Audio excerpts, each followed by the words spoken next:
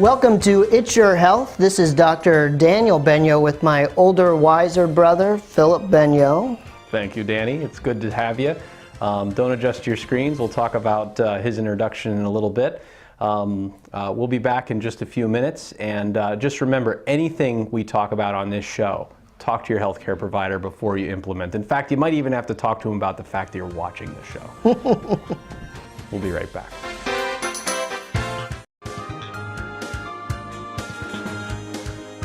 Welcome back. This is It's Your Health. Don't adjust your TV sets. We're not in the past 30 years ago. This is the younger Dr. Daniel Benyo. And I hear we start this show with headlines. Yeah, you're going to get the flow. I know you watch it all the time to sit and, when you were in med school, I'm sure everybody watched this show. It's part of the learning. The curriculum. Yeah, very good. So, sugary beverages increase mortality risk in older adults. Yeah, not a surprising finding. The more calories you intake, the worse your health is going to be, gaining weight. And so these are kind of empty calories, as we commonly find, and it's not a very surprising finding. No, I think it makes complete sense. Let's go on a further theme of making complete sense headlines. Vegetable intake decreases the odds of atherosclerosis in older women. Yeah, not surprising. Again, I think the study showed about less than 1 in 10 women eat an adequate amount of vegetables. And so it's not surprising. Eat healthier, more whole foods, and limit refined, highly processed foods. Yeah. I try to think of vegetables as 1 to 2 handfuls with every meal. You should try to think of a way to get vegetables in.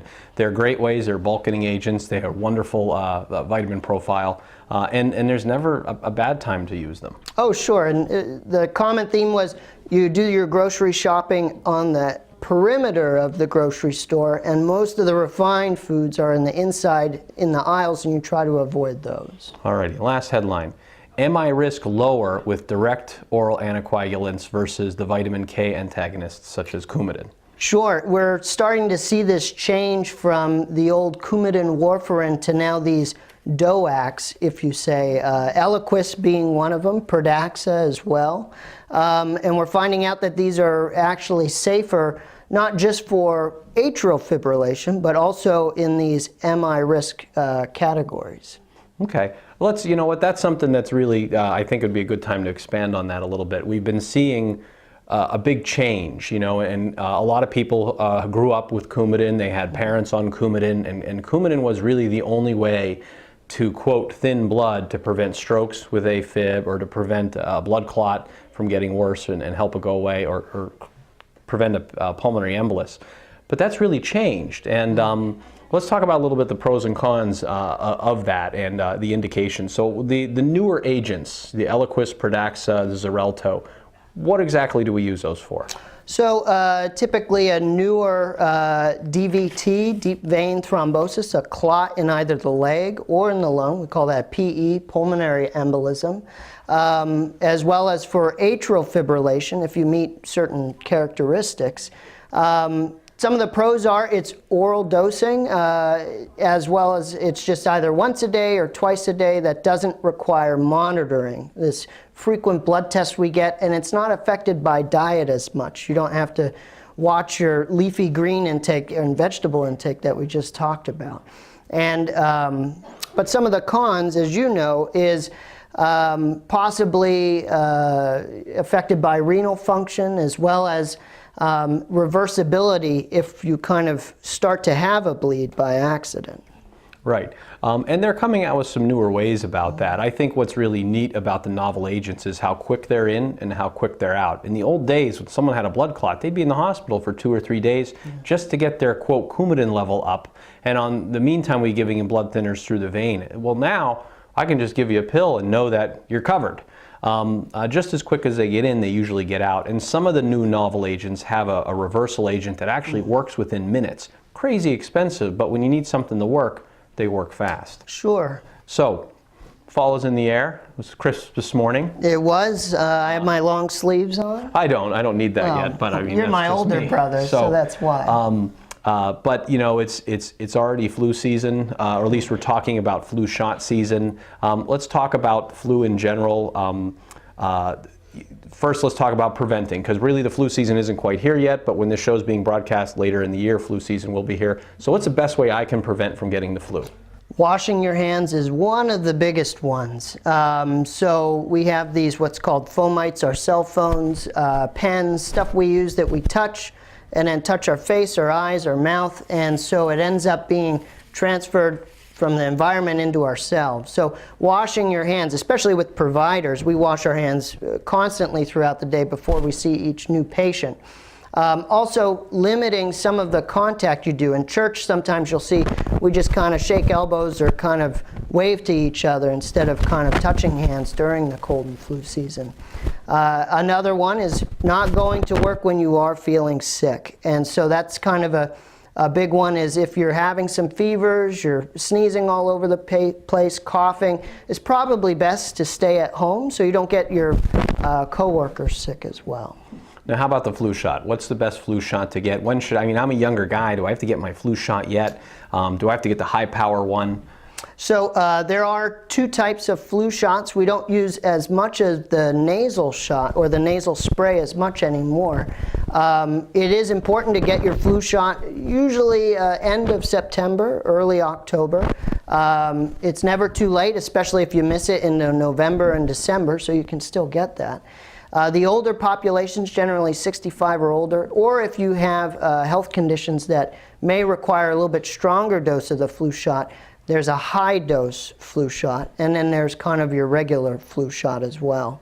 And so typically it's recommended to get it every year. And even if it isn't as effective this current year, it can provide protection into the coming years. Alrighty, we're going to put something up on the screen now to help people, because you know, it's September. I already have patients that said they had the flu twice this year, and so every little cold they have that happens to be in fall or winter is the flu to them. So looking at this little graph, we put this up every year. I think it's really important. It's a great way to look and differentiate between the flu versus a cold. You know, it would be odd to see flu this time of year in September unless you were in a different part of the world and traveled here.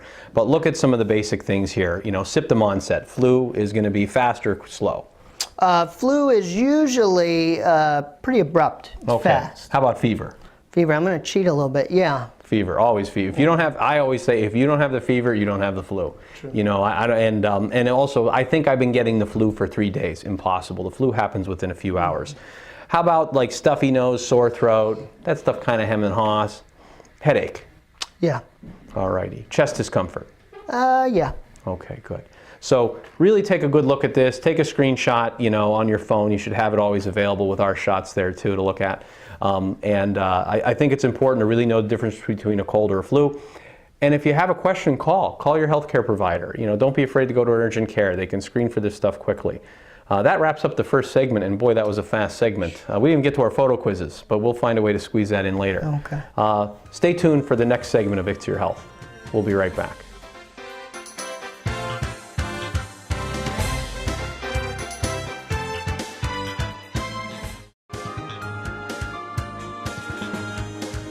Welcome back to the next segment of It's Your Health, and we have a couple more headlines. That's right. I feel remiss that we're not saying it's your leader in healthcare information, because that's something that's usually a very resonant, you know, on this show. So we got to really pepper that in there. You know, that would be the right thing to do. Alrighty, headline number 1. Uptake of lung cancer screening is really exceedingly low. We're not utilizing this enough. Yeah, I think that maybe it's not as well known out there, and usually it's for individuals who smoke, of course, a certain amount, 30 pack years. That can be a pack per day for over 30 years, or 2 packs per day for 15 years, and 55 to 80, male or female, and generally they get a CT scan of their chest without contrast, and it's low dose. And it's annually until either you age out, so to speak, or your health declines to the point where it's not really necessary to undergo the screening. And so I think it's something that should be utilized and certainly bring up with your healthcare provider. Right, we have utilized it to some extent. I think some of the obstacles is sometimes coverage. Oddly, something that's recommended by the U.S. Preventative Task Force is something we sometimes have coverage issues with. And the other part is cost. You know, CAT scans aren't cheap, you know, and with the way healthcare is now with high deductibles, sometimes it's hard to get people even to want to go. And one thing that I admit is an issue is doing this yearly. And you know, CAT scans aren't without their charm. We are exposing people to radiation. Certainly, I don't think CAT scan is going to cause lung cancer when you compare it to the cigarette use. But it's something that at least ought to be talked about. Okay, moving on. Let's kind of stick into the cigarette theme here. E-cigarette usage has actually changed. Very interesting article.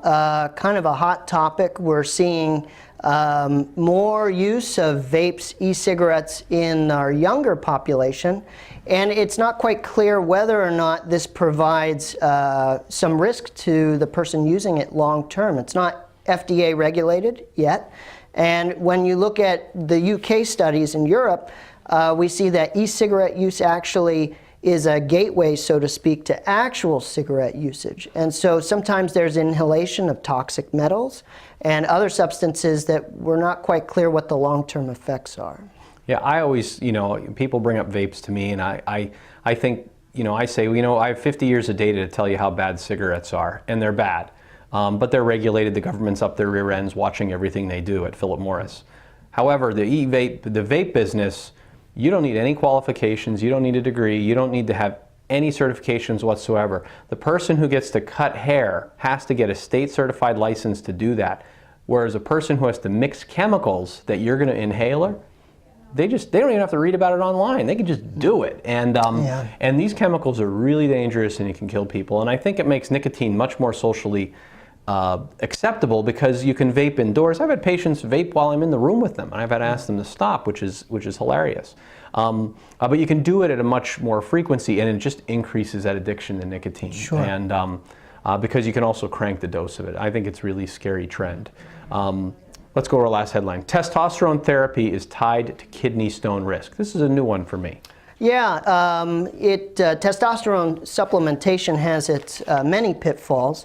It's thought that maybe repleting testosterone in possibly testosterone deficient individuals causes increased what's called oxalate absorption and decreased citrate. Basically, you form kidney stones more often. Also with testosterone supplementation, you can get enlargement of your prostate. You can get worsening sleep apnea, higher blood pressure, and so overall it can not have good effects. Yeah, a few years ago there was some studies that were attempted to show that testosterone really was going to be the fountain of youth for men, and they were doing it in older men, and they found it just killed them faster. You know, I think there's a rare group of population, a very small group of people that actually do really well with testosterone replacement. However, for the large amount of people who are using it, the risks certainly outweigh the benefit, and the benefit's very short term, but that's what they're looking for. You mentioned prostate, and I think that's something that's become a bit of a hot topic. The recent U.S. Preventative Task Force, which is, again, a government agency that talks about preventative medicine and preventative screening in general, they've really indicated that we should not be using any widespread prostate cancer screening. This is the opposite of what I was taught and brought up with. Sure, it used to be you have a finger and you had your annual exam, there's a ritual to undergo.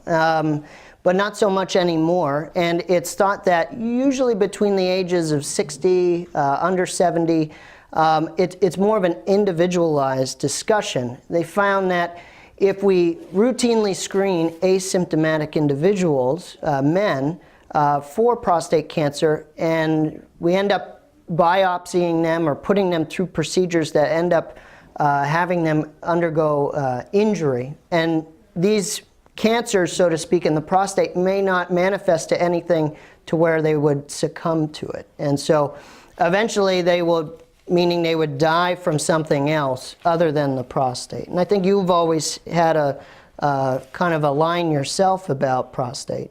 Right. I kind of, you know, I think it's the same thing. You know, 100%, if you live to be 100 years old, you got a 100% chance of getting prostate cancer. The problem is it takes 20 years to kill you. It's the guys who are getting it in their 40s or early 50s. Those are the guys that are in trouble. And in fact, what's interesting is prior to this, they actually changed the screening age. I grew up, the screening age started at 50, and it was not that long ago, the Urologic Societies actually lowered that to 40, which made my 40th birthday a lot different than I was ready for. Let's move on. You know, you're new to the area. You're seeing a lot of new patients. We're picking up a lot of new patients in our practice as well. It just seems to be that the demographic is changing. Tell me what you expect, like when a patient comes in for a new appointment, what they can expect, what they need to plan for, and what they can do to prepare to get the most out of that. Sure. A new doctor visit. So I'm new to the area as far as a provider. My practice is in Cunningham. Basically, seeing a new provider can be stressful, both for the provider a little bit as well as the patient, especially if you have a lot of chronic conditions or even you've been through other providers and have been frustrated with the healthcare system in general. And so typically, prior to the visit, it's nice to outline a few of your concerns or questions. Sometimes I see people with lists that have 20 plus items on there. That can be overwhelming for the provider as well as the patient. So trying to limit that down to the most concise points is important. And trying to have expectations. We may not be able to tackle all your problems in one visit, but we can follow up subsequently and address those. And that's kind of the biggest thing is having a game plan when going into the visit. I agree, and I think that's what makes for a better relationship. You know, it's not everybody it's going to be a perfect match. You know, sometimes, you know, as providers, we do the best to accommodate everything we can, but sometimes it's outside of our practice guidelines. You know, for instance, the guy looking for testosterone replacement that doesn't need it. Sometimes it falls into a particular niche that we really enjoy, and so I think it's important to have expectations and talk about those expectations. Well, that's the second segment. Wow. It's Your Health. We have some stuff to catch up to in the third segment. So we'll be right back in just a brief moment after these commercial messages.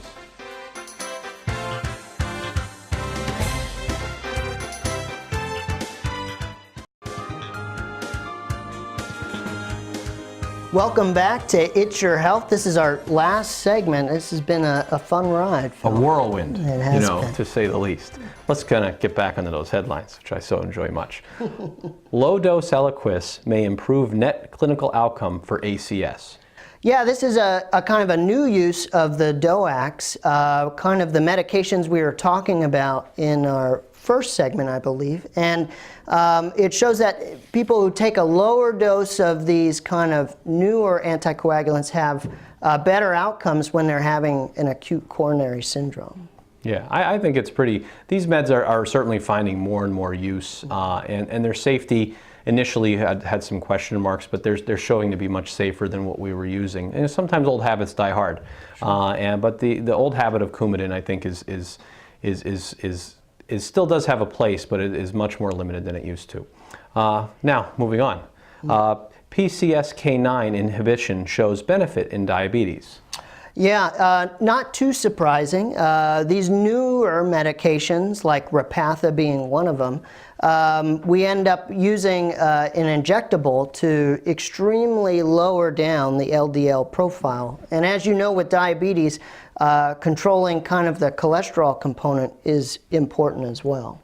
Right, and you know, diabetics need a very low LDL to begin with. But what's really interesting about these particular meds is they are not, not statins. So we don't run into the statin-induced muscle pains or the statin-induced problems. Now, there still is a big role for statins, and statins should be used first line because they have a lot more benefits other than just lowering your cholesterol.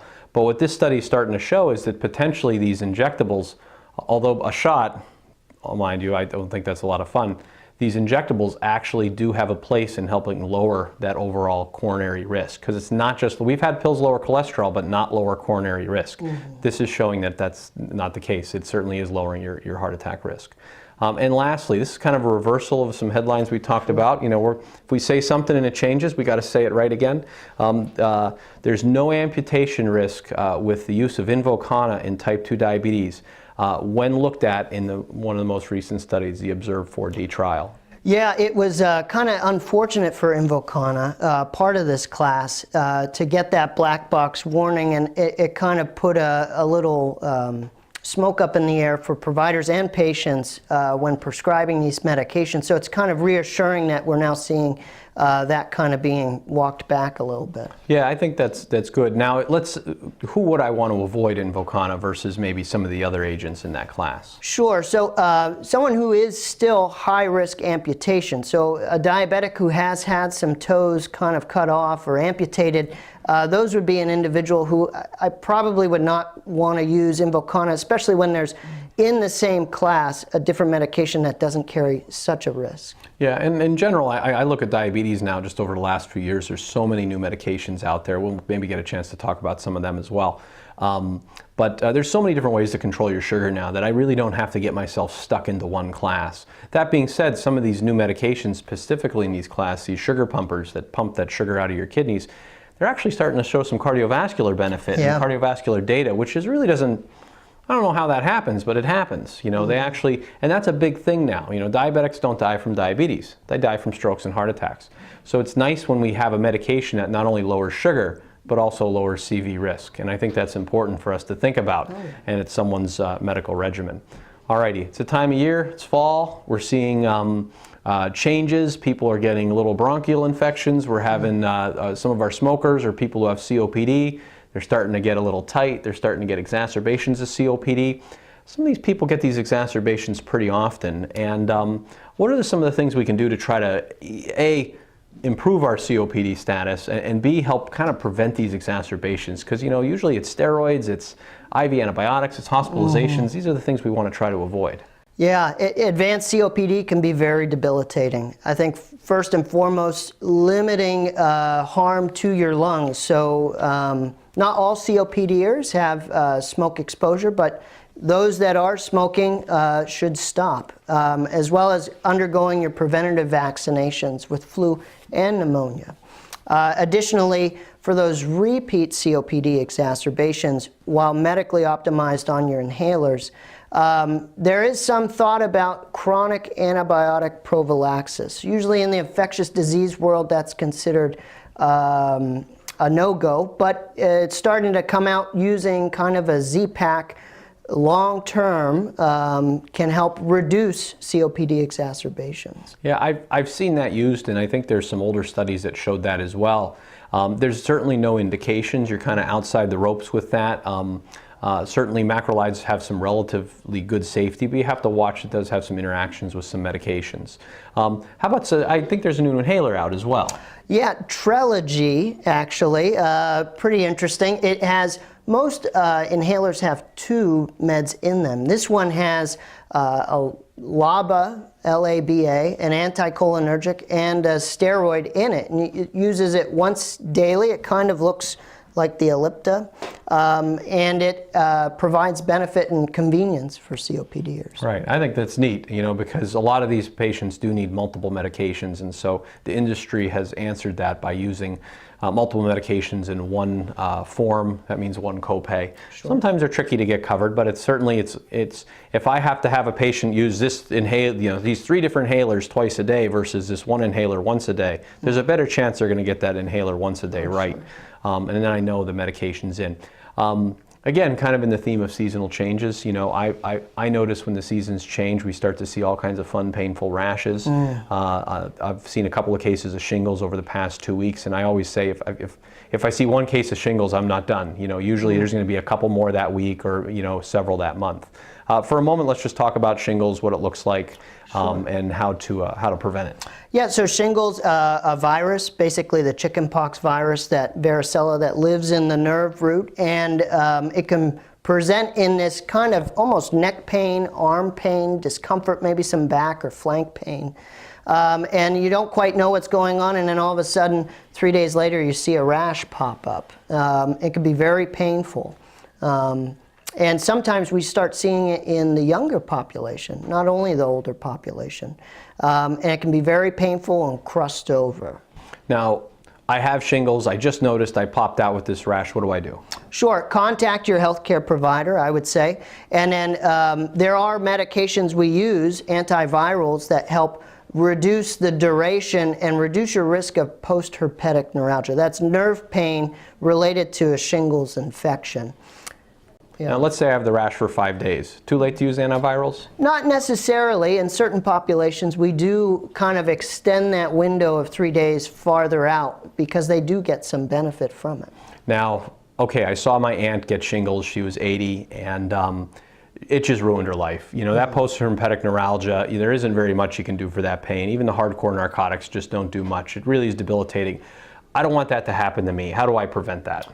Good question. So vaccination is one. There are 2 vaccinations, a new one out called Shingrix, which is a 2-step process that's actually we're really excited about using. And then there's the Zostavax as well, which is the one we've used in the past. So certainly contact your healthcare provider, see if your insurance will cover it, as well as if you're age appropriate. Yeah, generally I think 16 over they're covered. There's some shortages on the Shingrix, but get on a list and get it in. Safe vaccine, you know, it's not killing people, but it's preventing. The Shingrix is infinitely more effective than the Zostavax. I think the Zostavax is going to go away. That wraps up our last segment of It's Your Health. That was a fast half hour. Fastest time in TV time. Alrighty. Well, I hope you enjoyed what we did today, and if you have any questions, certainly call the station. Sammy knows all about what we're talking about, and so he'll be able to expand even more. Other than that, tune in for the next It's Your Health.